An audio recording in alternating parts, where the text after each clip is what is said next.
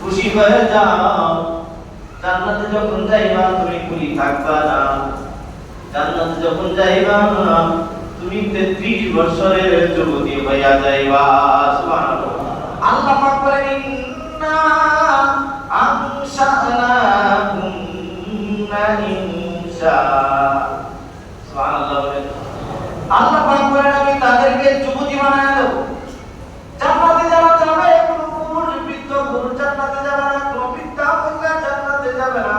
জান্নাতে যাওয়ার সময় আল্লাহ পাক পুরুষদেরকে যুবক বানায় দিবেন আর মহিলাদেরকে যুবতী বানায় দিবে।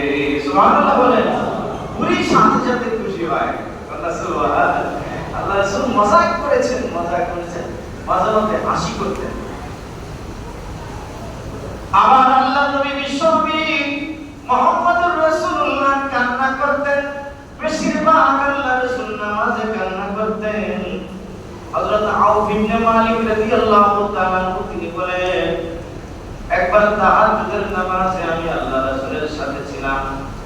আল্লাহ রাসূল তাহাজ্জুদের নামাজ শুরু করলেন। প্রথম রাকাতে সূরা বাকারা আরম্ভ করেছেন। সুবহানাল্লাহ। সূরা বাকারা আল্লাহ রাসূল সাল্লাল্লাহু আলাইহি ওয়াসাল্লাম আরম্ভ করেছেন। আমি মনে করেছি কয়েকটা আয়াত তেলাওয়াত করে আল্লাহ নবী রুকুতে চলে যাবেন, সাজদা করবেন। কিন্তু দেখলাম প্রথম রাকাতে বিশ্বনবী মহানবী মুহাম্মদুর রাসূলুল্লাহ প্রথম রাকাতে পুরা সূরা বাকারা শেষ করে ফেললেন। সুবহানাল্লাহ। এই সূরা বাকারা শেষ করার মাঝখানে যেখানে জাহান্নামের আলোচনা আসতো সেখানে আল্লাহ নবী বিশ্বনবী অঝরে চোখের পানি ছেড়ে ছেড়ে নামাজের ভিতরে কাঁদতেন। সুবহানাল্লাহ। আমরা কি এই পর্যন্ত নামাজে কাঁদছি? না না না, কান্না আসে না। কান্না আসার জন্য যে চোখের দরকার সেই চোখ আমাদের নাই।